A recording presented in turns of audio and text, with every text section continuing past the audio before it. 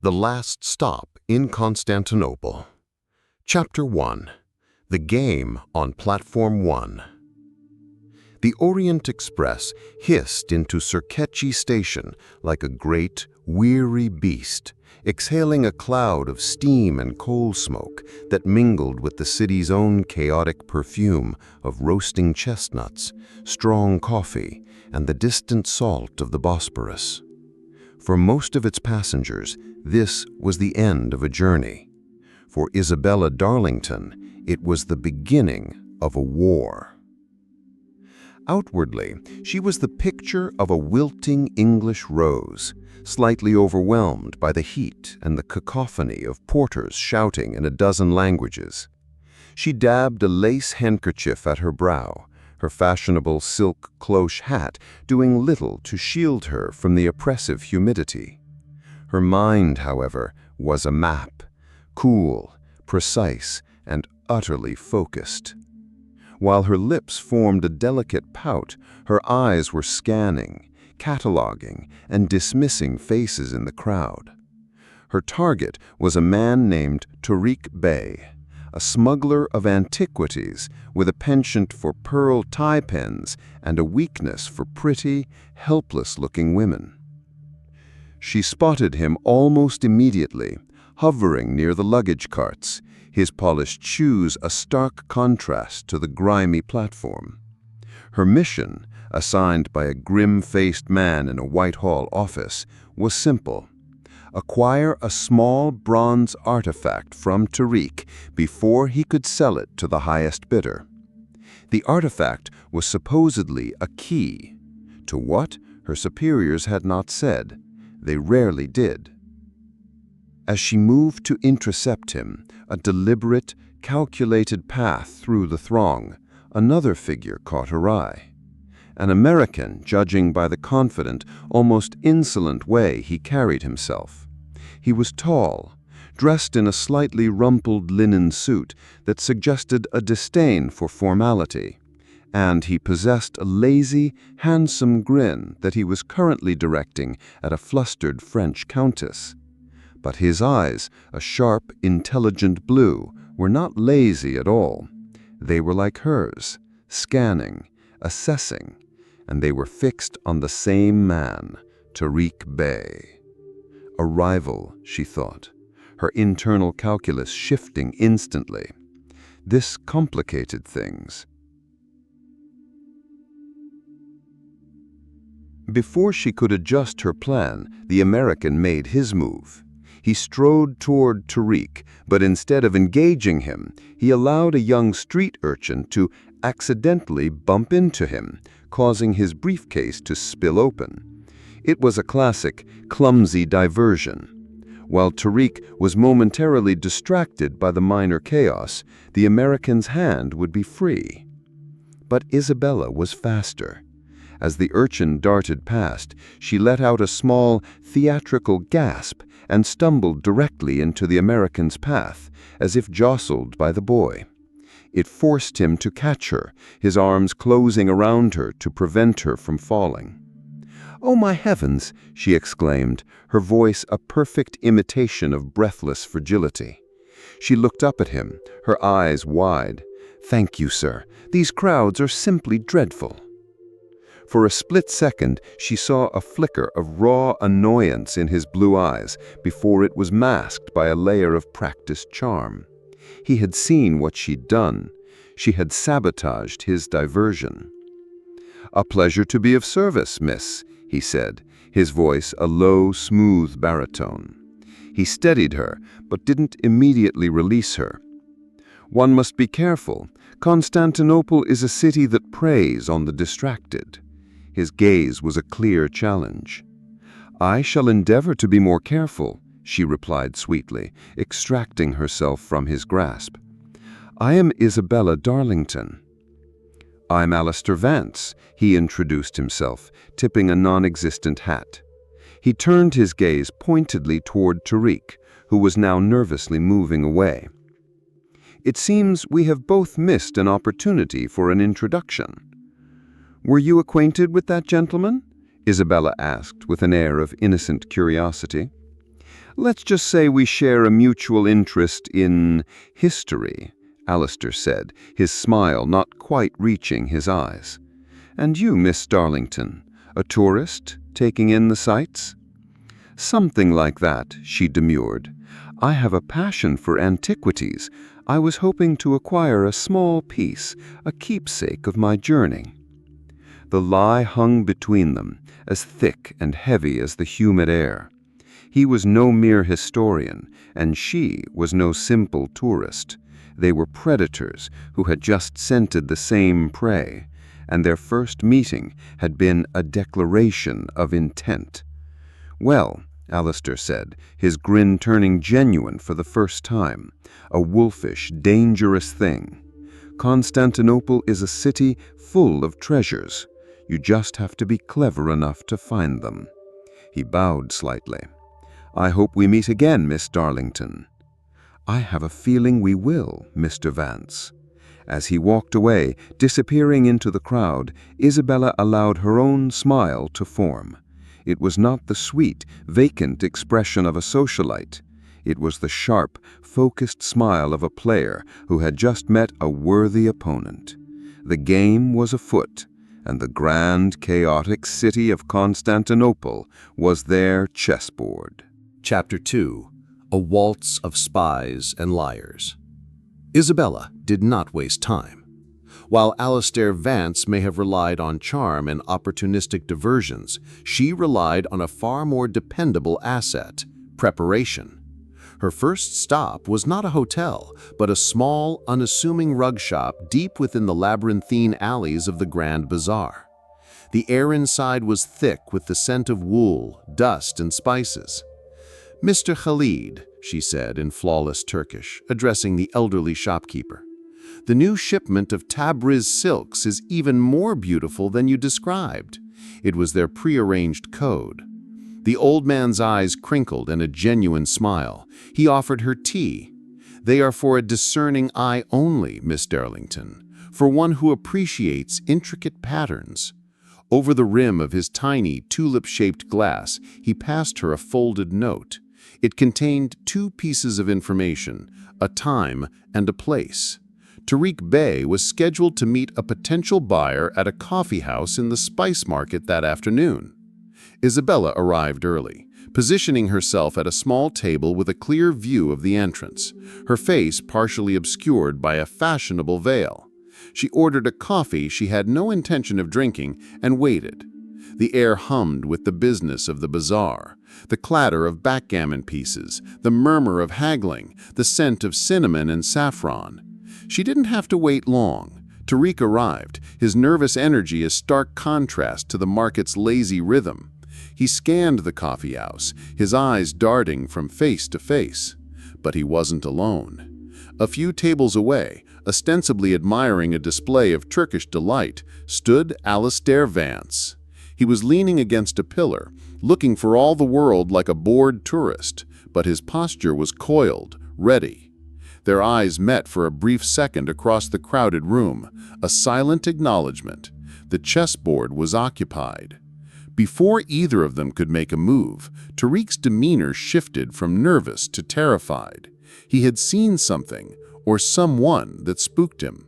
Without meeting his contact, he abruptly stood up, knocked over his chair, and melted back into the bazaar's teeming crowds. Isabella cursed under her breath. The rendezvous was blown, and it wasn't because of Alistair Vance. It was something else, a third player. That evening, she decided to change her approach. She shed the persona of the helpless tourist and embraced that of the glamorous socialite. She wore a shimmering, backless gown of deep emerald green and headed for the jazz club at the Para Palace Hotel, the beating heart of the city's expatriate society.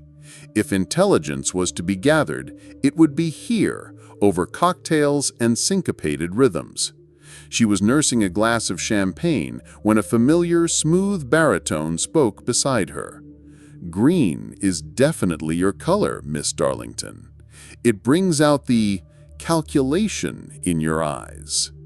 Alistair Vance slid onto the stool next to her. He looked impossibly handsome in a dinner jacket, a ghost of a smile playing on his lips. "Mr. Vance, I thought you'd be busy digging for historical treasures," she replied coolly. "The most interesting artifacts are rarely found in the dirt," he said. "Sometimes they're found in smoky bars pretending to be something they're not." He ordered 2 whiskeys. "Tariq is scared. Someone else is after the key. Someone who doesn't play by the rules." "I'm afraid I don't know what you're talking about," Isabella said, taking a delicate sip of her champagne. All right, let's stop the waltz. We both want the same thing. You work for the British government, I can tell by the cut of your suit and your impeccable, infuriating timing. Let's just say a museum with very deep pockets wants that key badly." He slid one of the whiskeys toward her. "Tariq won't deal with either of us now. He's gone to ground. But he'll surface, and when he does, our mysterious third party will be waiting. I propose a temporary alliance. We work together to get the key. Then we can go back to being charmingly deceitful rivals and figure out who truly gets to keep it." Isabella studied him. His offer was logical. It was also almost certainly a trap. The moment they had the artifact, he would betray her. But he was right about the third party. Their presence changed the game from a simple race to a question of survival. The band started playing a slow, languid waltz. Alistair stood up and extended his hand. "A dance, Miss Darlington, to seal our, partnership?" "I don't dance with competitors, Mr. Vance," she said. "Think of it as a negotiation," he countered, his eyes glinting, "on more neutral ground." She allowed him to lead her to the small, crowded dance floor. His hand was warm and firm on the small of her back, and as he drew her close, she was struck by a reluctant, unwelcome jolt of attraction. They moved together with a surprising grace, 2 spies perfectly in step, their bodies communicating a truth their words were trying to hide. "You should know," he murmured, his lips close to her ear, his breath warm against her skin. "The people Tariq is afraid of are not the kind who make offers. They're the kind who leave bodies in the Bosporus." His words sent a chill down her spine that had nothing to do with the dance. For the first time, she felt a flicker of genuine fear.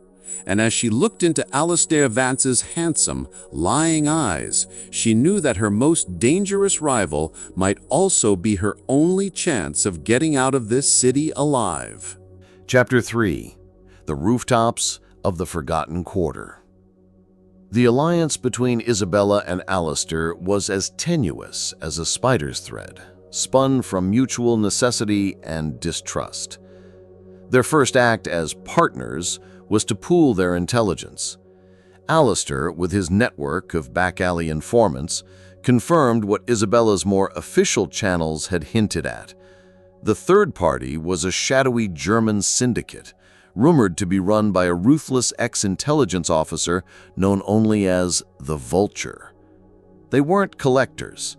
They were zealots, believers in the mythical power of the lost city the key was said to unlock. They believe it holds the secret to eternal life, or some such nonsense, Alistair explained as they huddled over a map in his cluttered hotel room.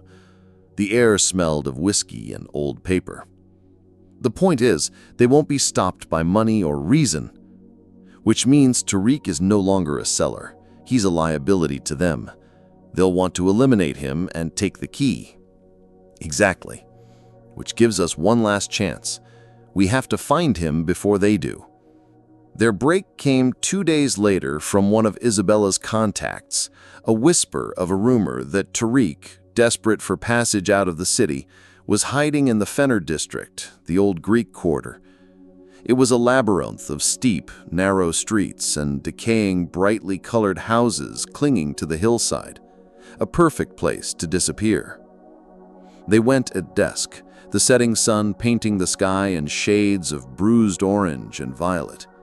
They left the glamour of Para behind, dressing in practical, dark clothing that blended with the shadows. The air in Fenner was different, filled with the scent of incense, baking bread, and a palpable sense of history. Alistair led the way, his movements surprisingly fluid and silent for a man of his size. He navigated the winding alleys with an instinct that told Isabella this was his true element, far more than the polished floors of jazz clubs. Their informant had given them a location, a derelict bathhouse near the Patriarchy. As they approached, a sense of unease settled over Isabella. The street was too quiet. The usual sounds of city life, children playing, vendors calling out, were absent. Alistair held up his hand, stopping her. He pointed to a second-floor window across the street, a flicker of movement, a glint of metal that wasn't moonlight. They were being watched. The Vulture's men had gotten here first. "Plan B," Alistair whispered, his voice tight. "We can't go in the front. We go over." He gestured to a rickety-looking fire escape on the side of a nearby building. What followed was a heart-pounding ascent over the rooftops of Fenner. They moved in the twilight, shadows among the chimney pots and sleeping cats. The city spread out below them, a sea of glittering lights. For a moment, suspended between the sky and the street, Isabella felt a strange kinship with the man beside her. They were two sides of the same coin, fluent in the language of risk. They found a skylight on the roof of the bathhouse, covered in years of grime. Alistair worked it open with a quiet expertise, and they lowered themselves into the cavernous, echoing darkness below. The air was cold and damp, smelling of mildew and stagnant water. They found Tariq in the main chamber, by the edge of a large, empty marble pool. He wasn't alone. Two large, grim-faced men stood over him. Tariq was on his knees, his face a mask of pure terror. Before Isabella or Alistair could react, a third figure stepped out of the shadows. He was tall and skeletonly thin, dressed in a severe black suit. His face was hawkish, his eyes cold and devoid of any light. The Vulture. "You have caused me a great deal of trouble, Mr. Bay. My patience has expired." The key. Tariq, trembling, reached into his coat and pulled out the artifact. It was small, bronze, and intricately carved, a disc covered with symbols Isabella had never seen. He held it out. From their hiding place in the shadows of an upper balcony, Alistair tensed, ready to move. But Isabella put a restraining hand on his arm. It was too soon. A direct confrontation was suicide. The Vulture took the key. He examined it for a moment, a flicker of triumph in his cold eyes. Then he looked at Tariq with utter disinterest. "You are no longer of use." He gave a subtle nod to one of his men. It happened in a flash. One of the thugs drew a silenced pistol. Isabella knew they couldn't let him become a witness. She had to create a diversion. She picked up a loose piece of tile from the floor and hurled it into the far corner of the chamber. The sound of it shattering echoed like a gunshot in the silent bathhouse. The thugs spun around, their guns raised. In that split second of confusion, Alistair acted. He vaulted over the balcony railing, landing with a soft thud on the floor below. He moved with a speed that belied his size, tackling the man closest to Tariq. Isabella didn't hesitate. She followed him, but her target was different. As Alistair engaged the first thug and the second turned his attention to him, she lunged for the Vulture. He was surprised by her sudden appearance, his focus momentarily broken. Her hand shot out, not for the key, but for his wrist, twisting it sharply. He cried out in pain, and the bronze disc flew from his grasp, skittering across the marble floor. It slid to a stop right at Tariq's feet. The terrified smuggler, seeing his one chance, snatched it up and scrambled away into the darkness of the bathhouse's winding corridors. The Vulture stared at Isabella, his eyes burning with a cold fury. "You will regret that, Fräulein." The sound of a police whistle pierced the night from outside. Someone had heard the commotion. "Time to go," Alistair yelled, disarming his opponent with a final brutal blow. They had failed to get the key, but they had kept it out of the Vulture's hands. For now. They plunged into the same dark corridor as Tariq, the Vulture's promise of retribution echoing behind them. The hunt had just become infinitely more deadly. Chapter 4. The Scars We Don't Show.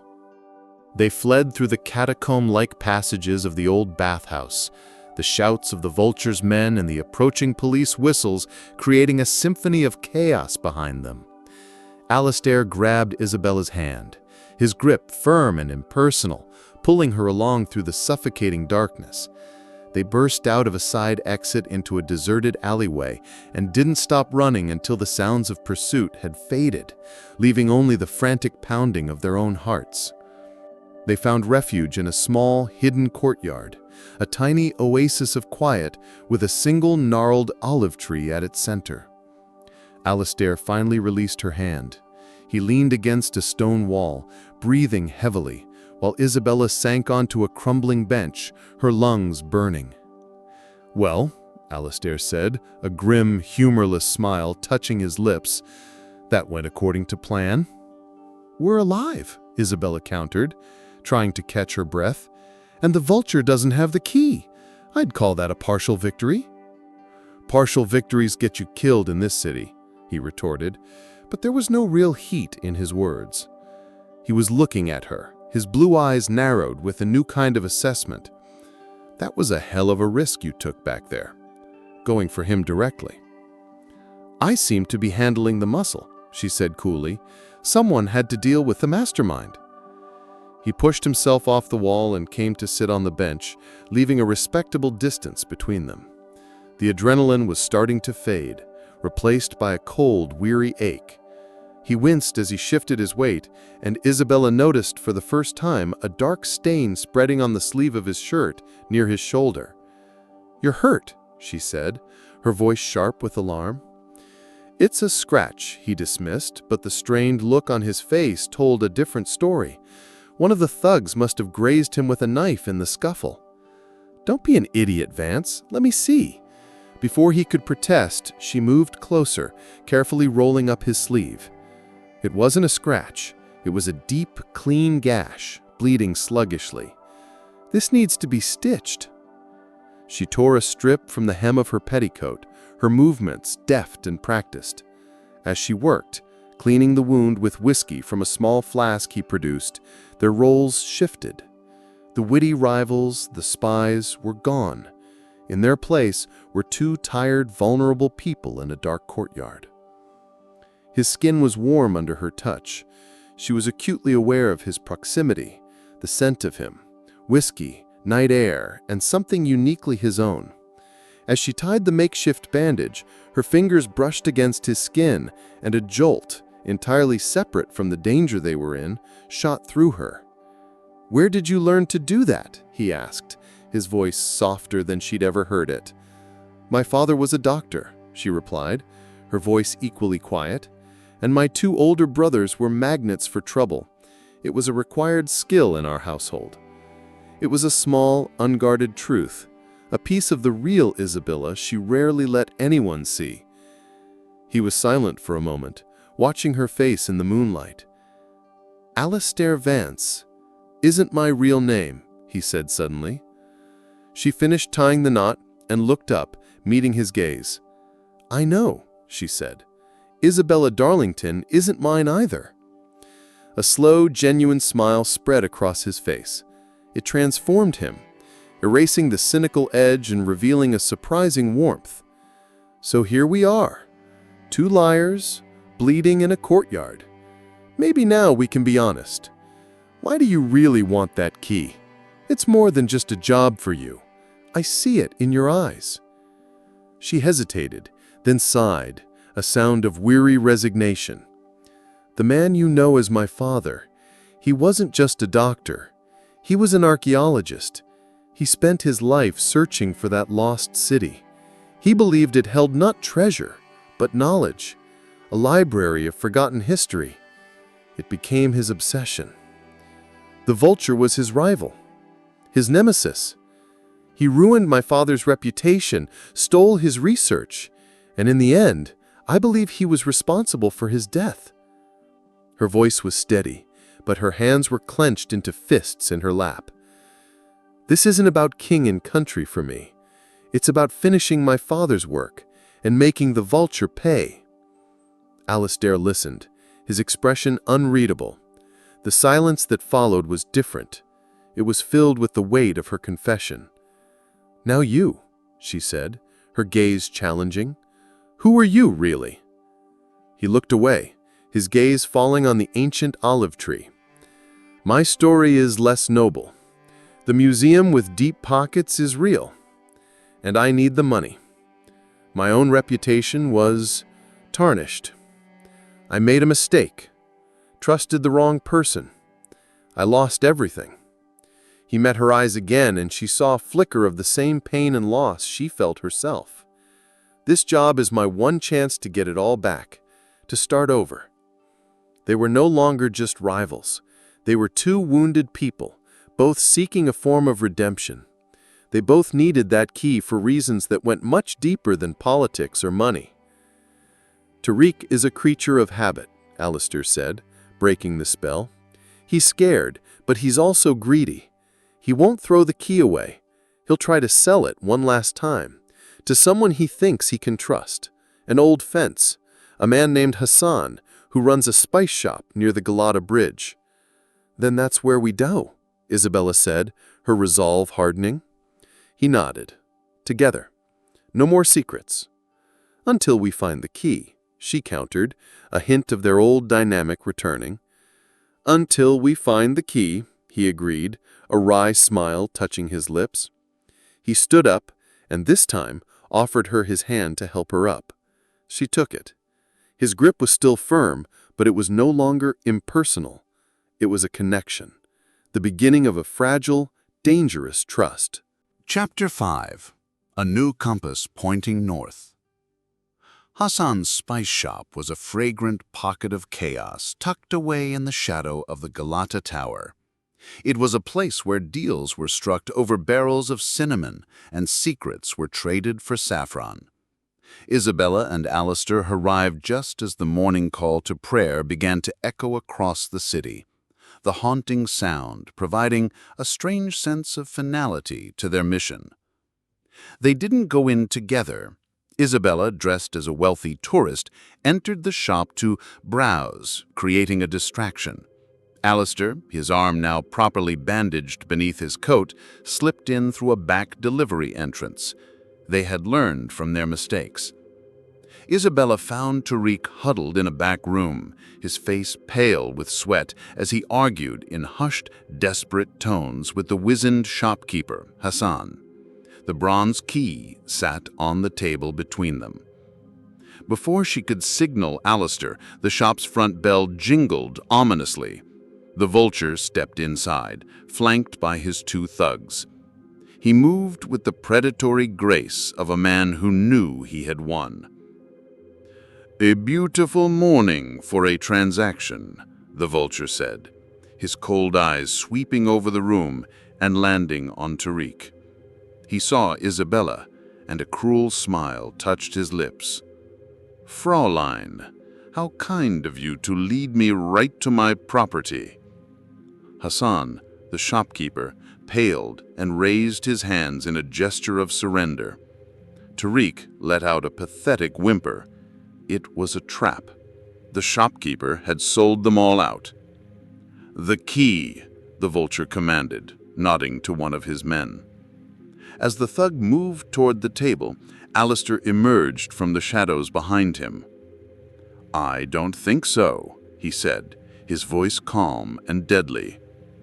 The second thug spun around, but Isabella was ready. She kicked a large sack of peppercorns at his feet. The sack burst, filling the small room with a cloud of choking, blinding dust. The room erupted into chaos. Coughing, sputtering, and enraged shouts filled the air. Through the haze, Isabella saw Alistair disarm one man while the other flailed blindly. Her target was the Vulture. She lunged for the table, her hand closing around the cool, heavy bronze of the key, just as the vulture's hand closed around her wrist. His grip was like iron. "You have been a thorn in my side for too long," he snarled, his face inches from hers. "My father was twice the man you'll ever be," she shot back, twisting against his hold. From the corner of her eye, she saw Alistair, having finished with the thugs, turn toward them. But he was too far away. The vulture began to pry her fingers open, one by one. Then Alistair did something she didn't expect. He didn't charge forward. He reached behind a stack of crates and grabbed a heavy burlap sack. With a powerful heave, he swung it like a pendulum. It wasn't aimed at the vulture, but at a towering, unstable pyramid of spice barrels and crates stacked against the wall behind him. The sack hit the base of the structure with a dull thud. For a moment, nothing happened. Then, with a groan of protesting wood, the entire pyramid began to topple. "Isabella, move!" Alistair yelled. The vulture, seeing a ton of merchandise about to crash down on him, instinctively released her wrist and threw himself backward. Isabella didn't hesitate. She scrambled away, clutching the key tightly to her chest, just as the mountain of spices, sacks, and barrels cascaded down, burying the vulture in an avalanche of cinnamon, turmeric, and chaos. His men, seeing their leader incapacitated and hearing the renewed sound of police whistles outside, made a run for it. In the sudden, dusty silence, Isabella and Alistair stood breathing heavily, covered in a fine layer of multicolored spice.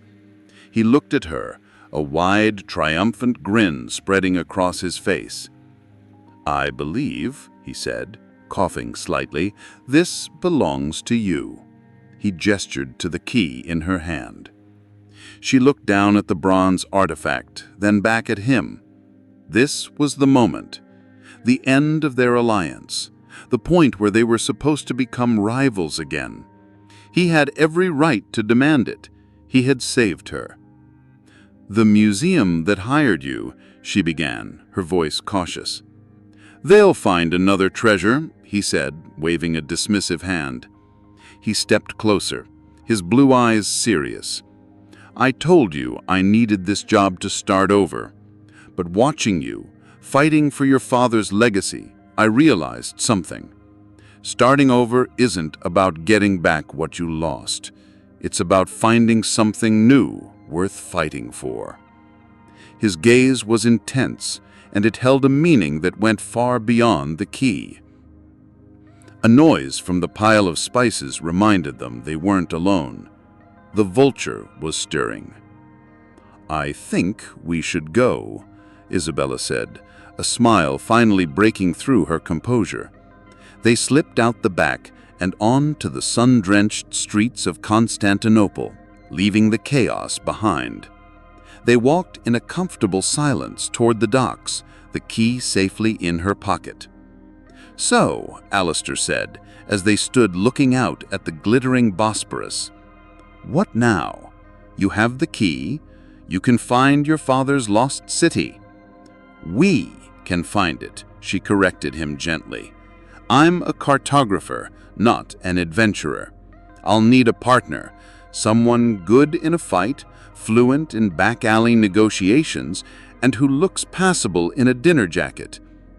He turned to her, a slow, hopeful smile lighting up his face. "And what about your mission for the British government?" "I believe my mission was to secure the artifact and keep it out of enemy hands," she said with a mischievous glint in her eye. "Which I have done. What I do with it next is my own business." She held out her hand, not for a handshake, but as an invitation. "I need a navigator, a partner, an archaeologist. The job is yours if you want it." He took her hand, his fingers lacing through hers. His grip was warm and strong. "I have a feeling," he said, his voice low and full of promise, "that this is the expedition I've been looking for my entire life." The Orient Express may have been the last stop in Constantinople, but as they stood there, the city bustling around them and a shared unknown adventure stretching out before them, they both knew it was just the beginning.